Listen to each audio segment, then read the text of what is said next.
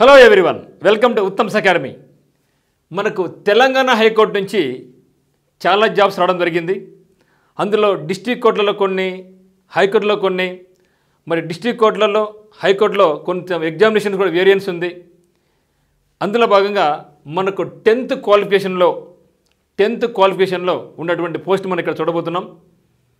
అందులో ముఖ్యంగా మనకి ఇక్కడ ఆఫీస్ సబార్డినేట్ డిస్ట్రిక్ట్ కోర్టులో ఉంది.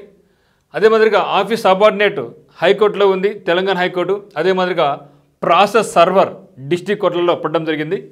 ఈ యొక్క వీడియోలో మనం ఇక ఆఫీస్ సబార్డినేట్ డిస్ట్రిక్ట్ కోర్టులు కానీ, అదే మాదిరిగా హైకోర్టులో కానీ, మరియు ప్రాసెస్ సర్వర్ గురించి కంప్లీట్గా ఫుల్ డీటెయిల్స్, అంటే క్వాలిఫికేషన్స్ ఏ విధంగా ఉండాలి, సబార్డినేట్కి అయితేనేమి, ప్రాసెస్ సర్వర్కి అయితేనేమి, దీనిలో కొంచెం మళ్ళీ వేరియన్స్ ఉందన్నమాట.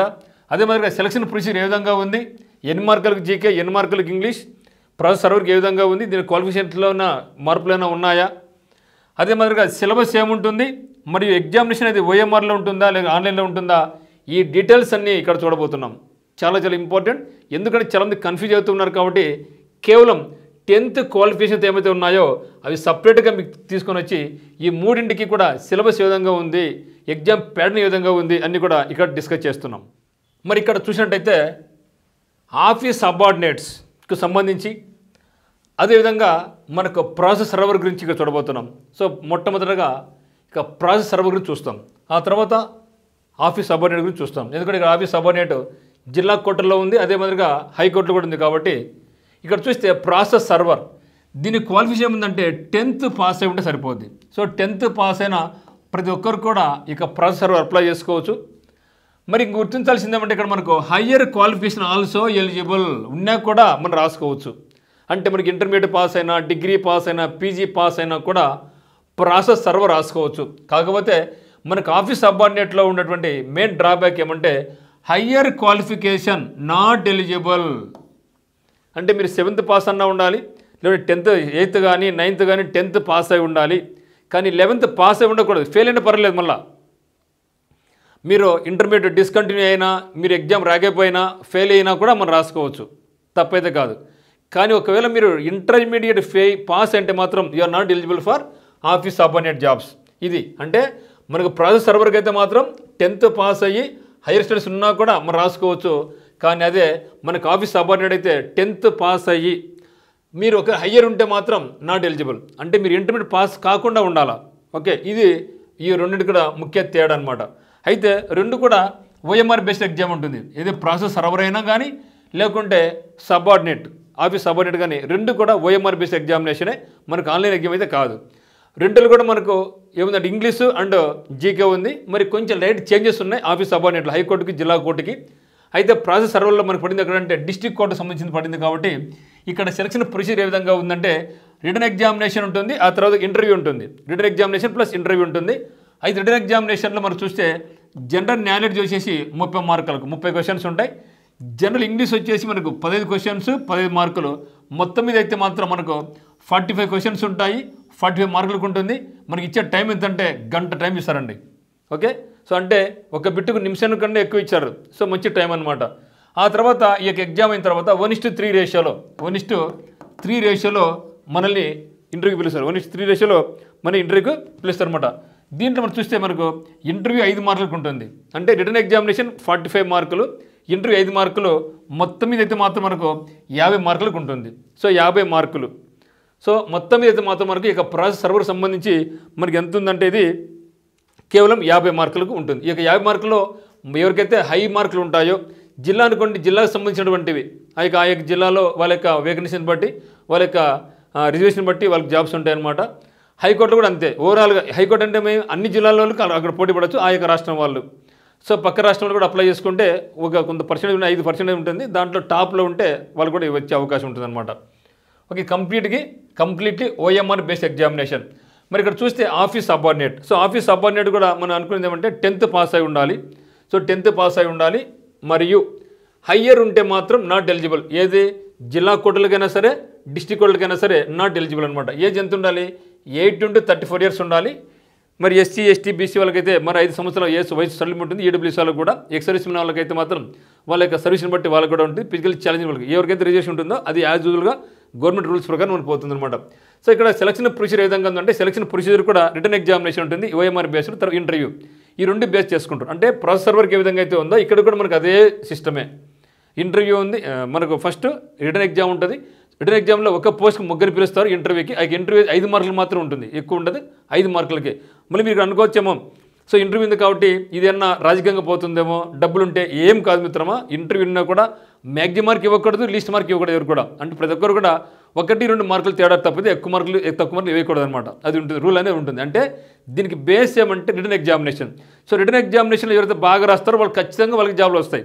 అంతేగాని మీరు ఎక్కడ కూడా ఇంటర్వ్యూలు పెట్టినారు కదా, మనకు ఎక్కడ సరే రికమెండేషన్ జరుగుతాయేమో, ఫ్రాడ్ జరుగుతుందేమో అని మీరు ఫీల్ కాని అవసరం లేదు. ఇప్పుడు ఇటీవల కాలంలో ఆంధ్రప్రదేశ్ హైకోర్టు అయితేనేమి, తెలంగాణ హైకోర్టు అయితేనేమి, మిగతా కోర్టు అయితేనేమి పారదర్శకంగా ట్రాన్స్పరెన్సీగా జరుగుతున్నాయి ఎగ్జామినేషన్స్.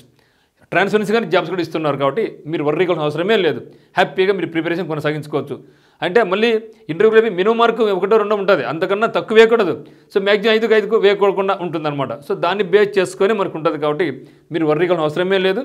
కాబట్టి మనకి చేయాల్సింది ఏమంటే ఇక్కడ ఎగ్జామ్ ఉంటుంది, ఇంటర్వ్యూ ఉంటుంది. మరి ఎగ్జామినేషన్కి మంచిగా ప్రిపేర్ కావాలి. ఎగ్జామినేషన్ ఇది ఓఎంఆర్ బేస్డ్ ఎగ్జామినేషన్. అయితే ఇక్కడ హైకోర్టుకు జిల్లా కోర్టుకు కొంచెం వేరియన్స్ ఉందన్నమాట. అది ఏ వేరియన్స్ ఉందో ఒకసారి చూద్దాం. చూస్తే ఇక్కడ హైకోర్టుకు సంబంధించి, సో హైకోర్టుకు సంబంధించి జీకే మనకు 30 క్వశ్చన్స్ ఉంటాయి, 30 మార్కులకు ఉంటుంది. జనరల్ ఇంగ్లీష్ వచ్చేసి 15 క్వశ్చన్స్ ఉంటాయి, 15 మార్కులు. ఇంటర్వ్యూ ఎంత 5 మార్కులకు, ఇంటర్వ్యూ చేసి 5 మార్కులకు అనమాట. మొత్తం అయితే మాత్రం మనకు 50 మార్కులకు ఫైనల్గా మనకు ఉంటుంది. మరి డిస్ట్రిక్ట్ కోర్టుకు సంబంధించి చూసినట్టయితే డిస్ట్రిక్ట్ కోర్టులలో ఓన్లీ జీకే మాత్రం ఉంటుంది, ఓన్లీ జీకే మాత్రం ఉంటుంది. 45 క్వశ్చన్స్ 45 మార్కులకు. ఇంగ్లీష్ అయితే అస్సలు ఉండదు. ఇంటర్వ్యూ మళ్ళీ 5 మార్కులు, ఇంటర్వ్యూ చేసి 5 మార్కులు. మొత్తం మీద అయితే మాత్రం మనకు 50 మార్కులకు ఉంటుంది, 50 మార్కులకు మనకు ఉంటుంది. అంటే డిస్ట్రిక్ట్ కోర్టుకు అప్లై చేసేవాళ్ళు హైకోర్టుకు అప్లై చేయకూడదంటే ఎస్, హ్యాపీగా అప్లై చేసుకోవచ్చు. మనం అప్లై చేయాలి కూడా, ఎందుకంటే మనం ప్రిపేర్ అవుతున్నాం కాబట్టి అప్లై చేయాల్సి కూడా. ఎప్పుడుది మీకు మీ యొక్క క్వాలిఫికేషన్ అనేది 7th pass, 8th pass, 9th pass, 10th pass అయి ఉండి ఇంటర్మీడియట్ పాస్ కాకుండా ఉంటే మీరు ఇది పోటీ పడవచ్చు. 2 రాయండి, ఎందుకంటే ఇటువంటి అవకాశం మళ్ళీ రావు. ఎందుకంటే ఎక్కడ కూడా ఇంటర్మీడియట్ ఫెయిల్ అయిన వాళ్ళకి ఎక్కడ జాబ్స్ లేవు. ఒక ఎస్ఎస్సి ఎంటీఎస్, ఒక రైల్వేలో గ్రూప్ డి తప్పితే ఎక్కడ లేవు కదా. సో అందువల్ల ఇది మనకు అత్యద్భుతమైన అవకాశం అనమాట. మరి మీకు ఈ యొక్క జనరల్ నాలెడ్జ్ పరంగా అయితేనేమి, ఇంగ్లీష్ నాలెడ్జ్ పరంగా అయితేనే అద్భుతమైన కోర్సు ఉత్తమ్స్ అకాడమీ యాప్ నందు ఉందన్నమాట. ఇప్పటికీ ఇంగ్లీష్ అత్యద్భుతంగా పెట్టడం జరిగింది. ఇప్పుడు మీకు జీకే అంతంగా అప్డేట్ చేస్తూ వస్తున్నాం, మీరు ఒకసారి చూడండి. సో మనకు ఉత్తమ్స్ అకాడమీ యాప్లో ఇంగ్లీష్ ఎట్లుందో ఒకసారి చూడండి. ఏదో ఒక వీడియో 10 నిమిషాలు కాదు మంది ఉండేది. ఏ వీడియో తీసుకున్నా మ్యాక్సిమం ఆ యొక్క అవుట్పుట్ ఉండాలి. ఒకే ప్యాటర్న్, ఒకే ప్రాసెస్ తీసుకెళ్తాం.